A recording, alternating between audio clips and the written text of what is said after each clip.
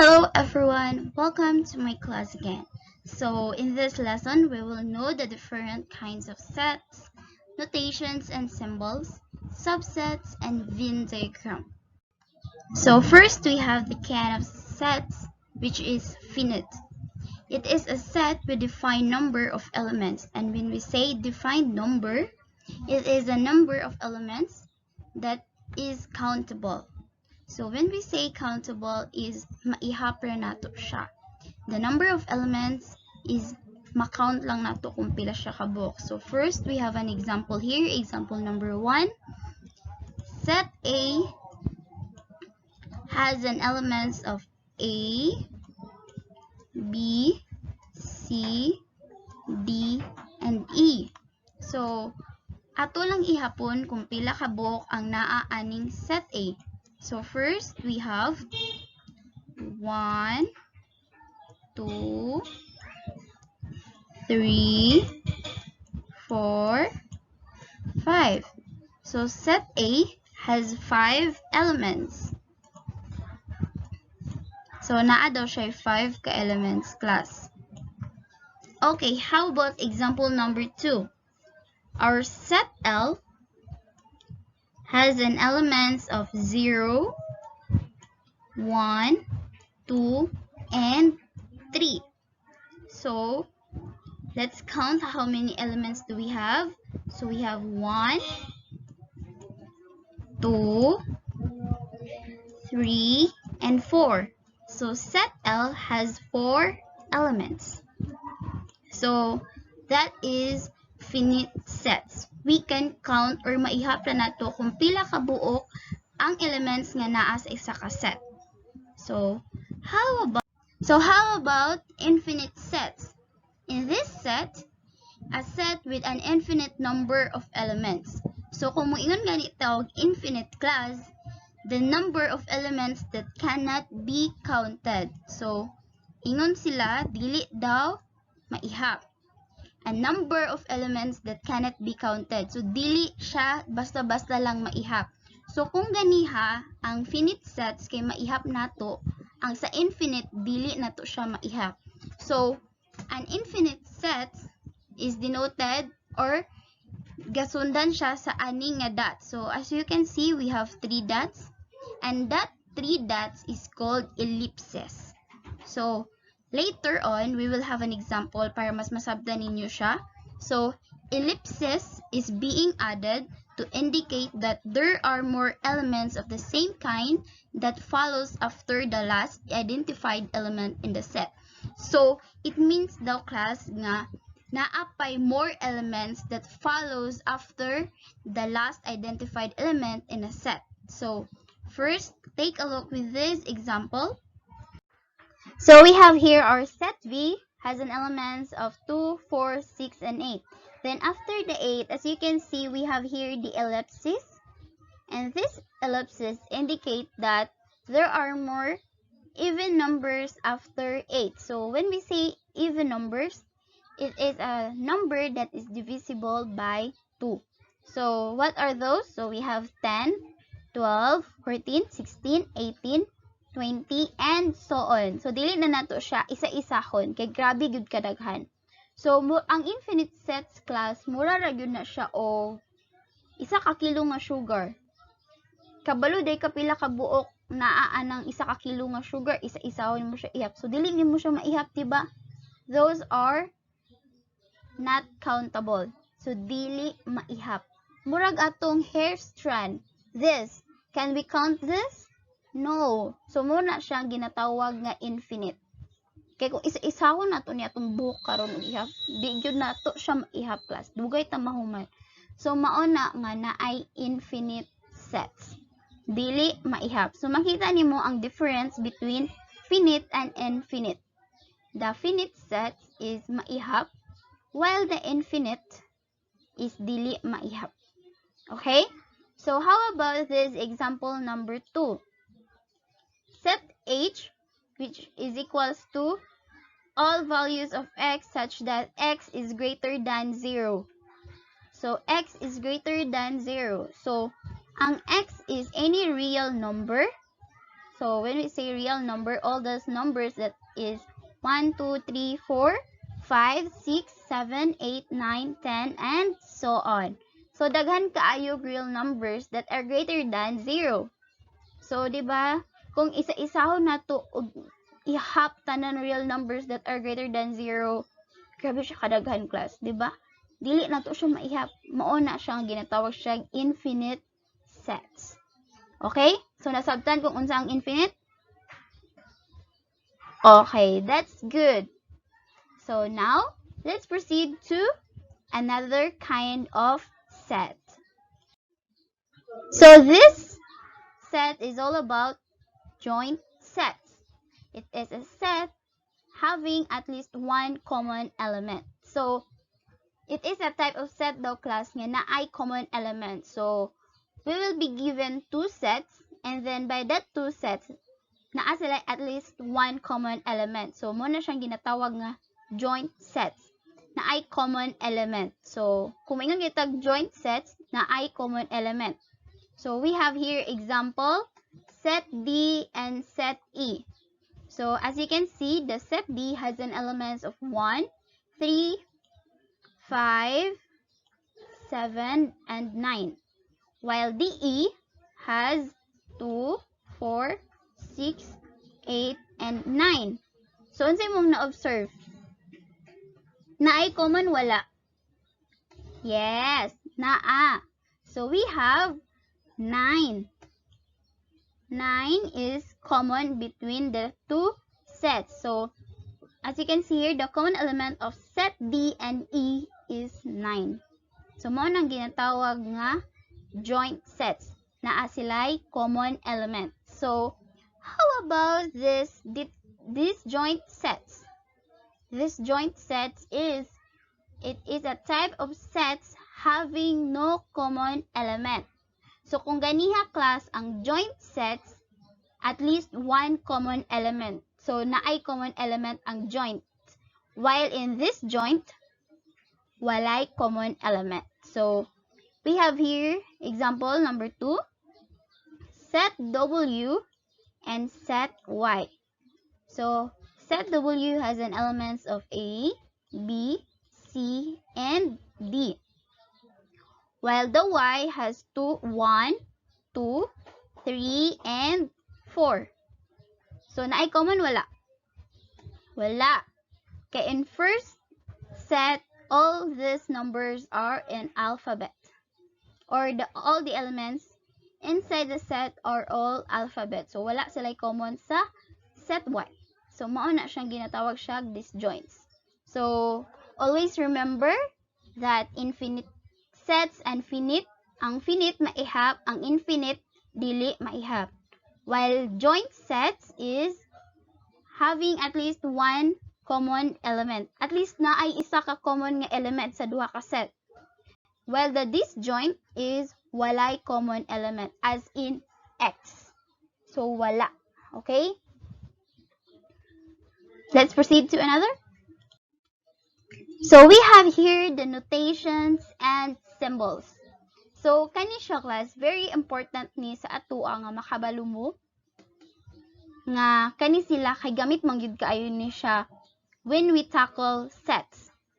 So mo ni isa sa mga symbol nga ma-encounter ninyo upon learning kung unsa gyud ang set. So as we go further with our topic, mas ma-encounter mo ani nga mga symbol. Mo na nga importante siya nga mas may bal-an ninyo kung unsa gyud ang mga basic sa sets. So first, we have this symbol. Mura siya E. E gyud siya nga E. So this, it means that elements that it belongs to given set or member of a set. So di ba ganiha naatay mga sets, and the set has an element. So mao ni ang symbol sa elements. So first, we have an example. FA is equals to the sets, mao ni siya mga elements, di ba? 5, 10, 15, and 20. So then we can say that 5 is an element of A, 10 is an element of A, 15 is an element of A. So all these elements belongs to set A. So how about this? Nganong na siya inani, ma'am? Nganong ana siya gyud, ma'am? Nganong ana? Because it means that not an element.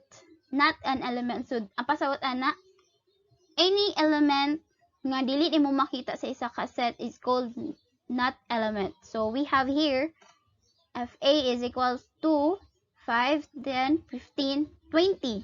Then we can say that A is not an element of A. Naday A sa set A. Wala, di ba?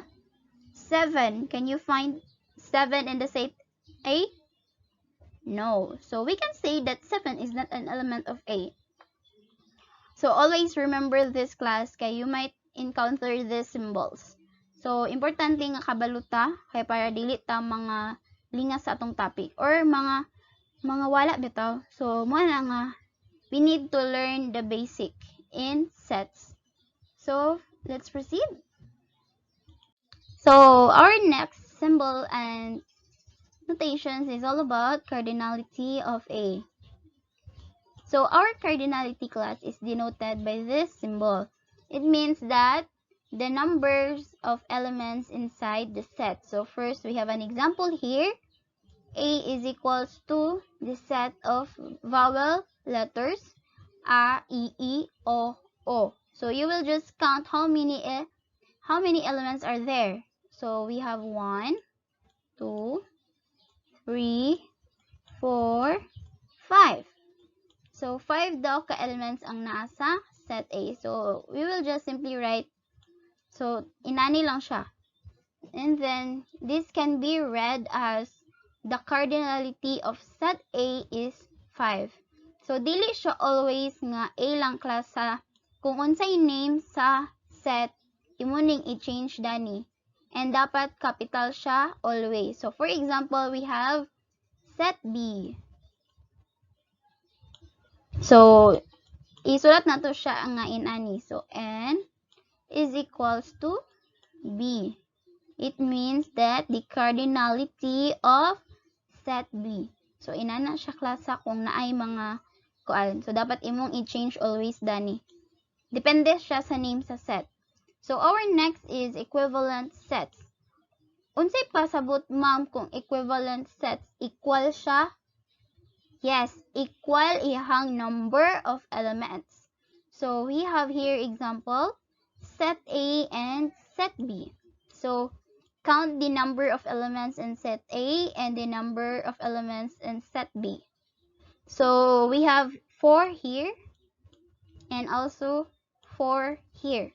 So we can say that A and B are equal. So we will just simply write it like this. Set A is equal, or set A is equivalent to set B. So mauna siya ang equivalent sets. So let's proceed. I hope you learned something from this, and I hope you will bear this in your mind. Kay by our next lesson class, we will more engage on the application of this. So mas ma-apply na ninyo ni siya. So we have here the equal sets. So this symbol, so familiar na kay tani nga symbol, di ba? Equal. So equal sets, it is a two sets that contain the same elements. So kung ang equivalent sets, diba ang equivalent sets kay ana. Oh, sorry. So ang equivalent sets gani class, diba, the two sets contain the same number of elements. So number to always remember nga number ang equivalent sets, while the equal sets, it is a type of set that contain the same elements. Dapat parehas ilahang elements. So we have here set D and set C. So unsa inyong ma-observe? Parehas sila, dili. Nalibog mo? Kaya nga naman, nabaliktad ang mga letters na baliktad ang mga elements. So, i-remind lang ta mo class nga pag sakuan gani sa mga elements bisan unsa na ilang posisyon basta parehas ra sila og sulod dili na siya mag-matter. So set C and set D contains the same elements. Okay, ang naa sa set C we have here A. Naay A sa D? Yes. How about E? Naa wala? Yes, naa. Nara o. How about I? Yes, we have here I. How about O? Yes, this. And our letter U. Small letter U. Okay, we have this. So, di ba equal sila og sets? Okay, nahiwi ato ang A.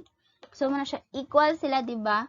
So, we can simply write that set C is equal to set D. So, we have here another. So, this symbol, subset. So, every element in A is also an element in B. So, kung unsa daw ang element sa A is also an element in B. So, we have here, mo ni ang symbol sa subset ha. Always remember this. Kay our next lesson is all about this. Subsets, equivalent sets, equal sets, and so on. Okay, so we have here our set A. 2, 4, 6, 8. And, unsa man ni siya? Infinite, di ba? Kaya na siya 3 dots. Itong gitawag nga ellipses. And our set B is 1, 2, 3, 4, 5, 6. And then, we have the ellipses. So, do we have 2 in set B? Yes. How about 4? Yes. How about 6? Yes. How about 8? Nalibog sila. Okay, 8. We have 8 here. Kay after 6, we have 7, 8, 9, 10, 11. So, diba, 8 is present in set B. So, we can say that A is a subset of B. Every element in A is also an element in B. So, kung unsa ang element nga naa sa A, naa siya sa B. So, yan siya. So, set A is a subset of set B. So, we have here another symbol, not a subset. So, set A does not belong to set B. Pasabot ana, ang elements nga naa sa set A, wala siya sa set B. So, we have here set A, 2, 4, 6, and 8. 2, 4, and 6, and 8. So, this type of set is finite. So, set D is equals to 1, 3, 5, 7. Observe, naabay pareha. Ang kanibang 2 naa sa D, wala. Wala. 4, can you find 4 in D? No. Can you find 6 in D? No. 8, can you find 8 in D? No. Oh my god, it should be B. It should not be D. Okay, let's correct this. It should be B. Okay, so we have here. So we can simply write that this set A, all the elements in set A, does not belong to set B. So we can simply write that A is not a subset of B. So remember that when we say subset, ang subset, all the elements in A belongs to set B. And in not a subset, all the elements in A does not belong to set B. Okay, let's have proper subset. Okay, unsay proper subset, ma'am? Okay, there is at least one element of B not included in set A.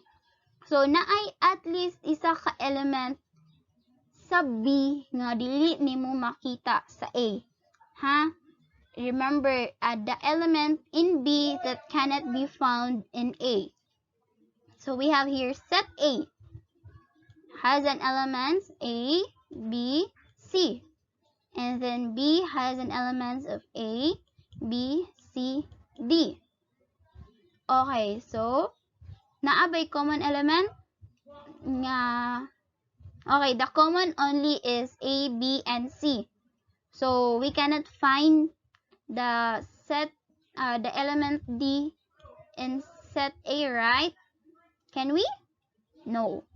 So each element A is also an element in B, but one element in B is not in set A. So we have here A is a proper subset of B. So set A is a proper subset of set B. So mao na siya, class. Okay, we are down to our last slide in notations and symbols. So hold on and relax. I hope you will still enjoy learning. So these symbols are very important in our topic. So kaya lang gid ni class. So we have this symbol, not a proper subset. So when we can say that the elements or this set is not a proper subset. So the elements in set C is equal to the elements in set D. So as you can see, di ba, matingala mo, mga sa ko ma'am, ang not a proper subset and the equal sets are the same? Yes, paris-parehas sila. Okay? By the definition of the elements in set C is equal to the elements in set D. So as you can see, we have C has an elements of 1, 2, and 3. And our D has an elements of 1, 2, and 3. So, di ba imong makita, equal sila og elements. So, all the elements in D are also the elements in C. So, therefore, we can say that C is not a proper subset of D. So, set C is not a proper subset of D. So, mao na siya. Okay? Kuha? Kuha? Very good. Okay, let's proceed to this. Empty set or null set. So, when we can say that the empty set or null set, a set with no element. Walay element, class. Yes, mingon mo sa kuha ga-exist din na siya, ma'am? Yes. Sa atong mga lessons, ma-encounter ni ninyo, matingala mo, wala lagi. Okay. So, morning ginatawag ni ma'am nga empty set or null set. So, mga inaana siya ng mga tendencies. So, we can have here an example. M is equals to, ang empty set this denoted by this symbol. Circle na siya, class. Pasensya.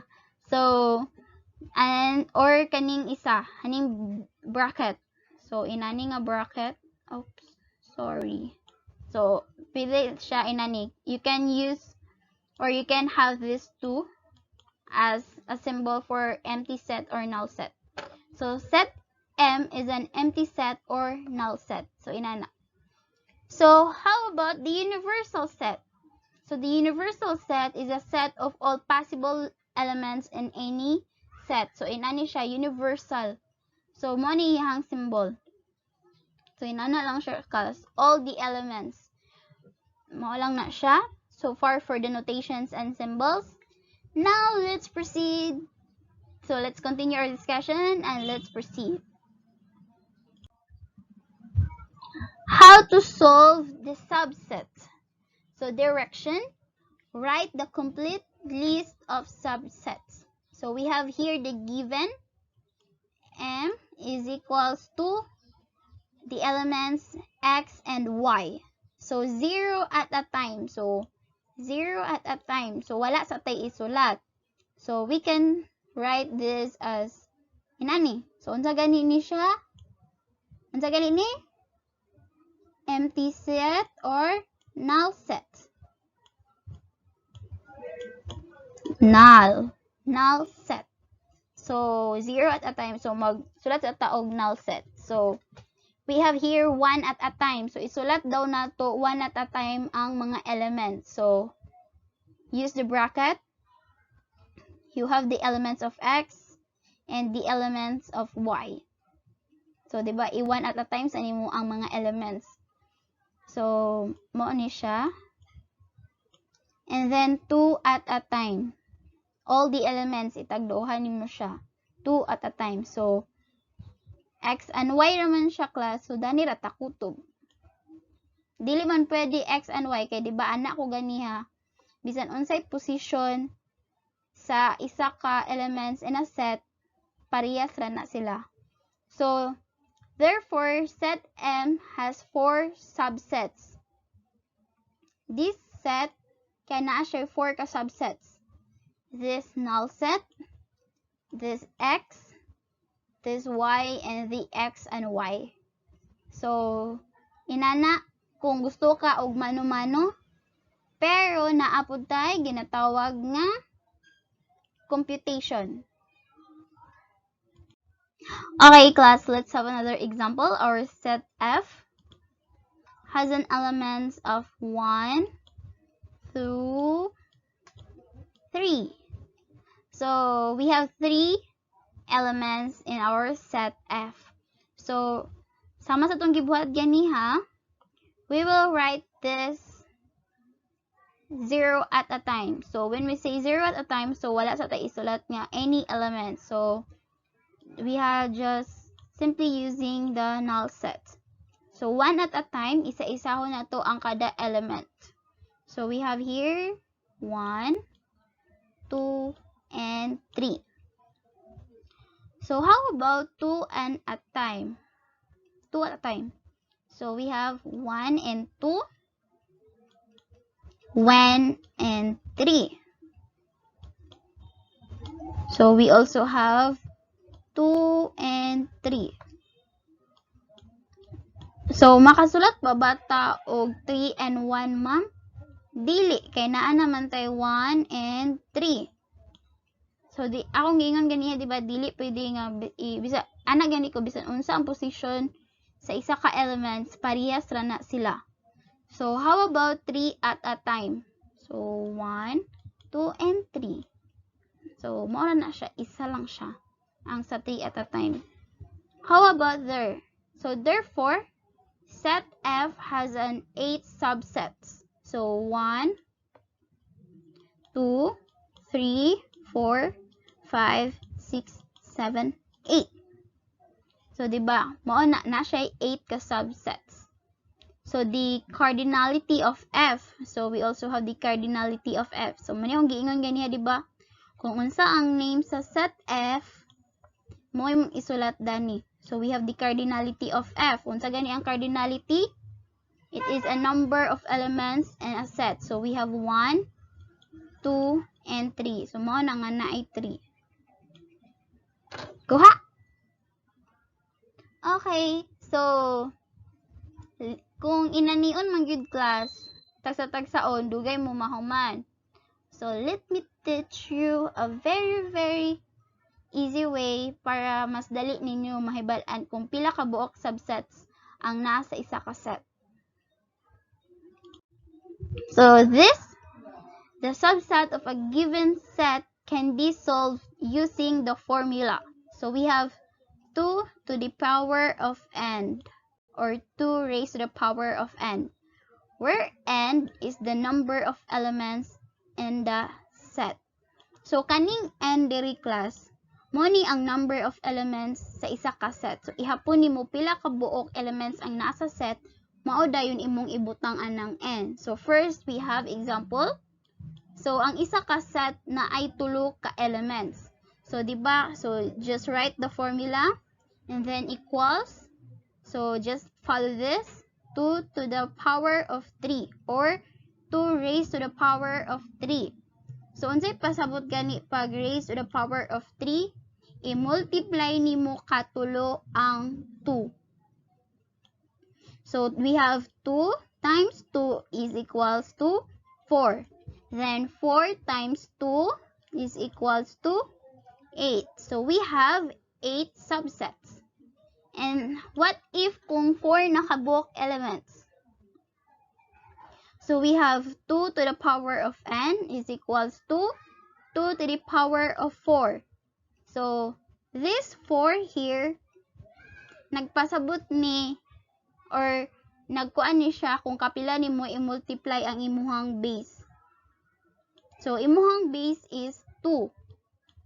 So this is your exponent. So pasabot ana i-multiply nimo kaupat imong 2. So we have 2 times 2, 4. 4 times 2, 8. 8 times 2 is 16. So mao na 16. Number of subsets. Kung 4 ang elements, 16 kabuok subsets. So how about kung 5? So 2 to the power of n is equals 2 to the power of 5. So we have 2 times 2, 4 times 2, 8 times 2, 16. 16 times 2, we have 32. So okay, mao na siya. So mao ni ang shortcut para mas dali mo makabalo kung pila ka buok ang subset sa isa ka set. So inani lang siya class. We have the base and our exponent. Then ang atong exponent nagpasabot na siya or mo na siya ang timailhan kung kapila na to i-multiply ang ato ang base, which is ang atong base is 2. Constant ni siya. When we say constant, dili siya mailisdan. Only our n. And our n, magdepende siya sa number of elements nga naa sa isa ka set. Okay? Kuha? Approve? Okay, very good. So now, let's proceed to Venn diagram. So, unsa di ang Venn diagram, ma'am? So, these are diagrams that make use of geometric shapes to show relationships between the sets. So, gagamit siya og geometric shapes para makita nimo ang relationship sa isa ka set. It is very useful in showing the relationship between the sets. So, we have here our universal set. Kani siya dili nga area.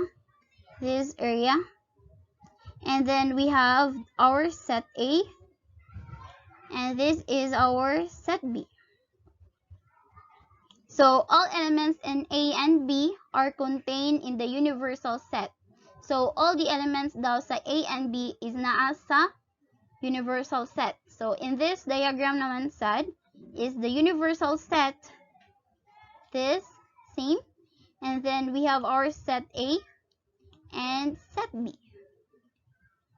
So sets A and B are disjoint sets. So when we say disjoints gani, say pasabot, walay common element.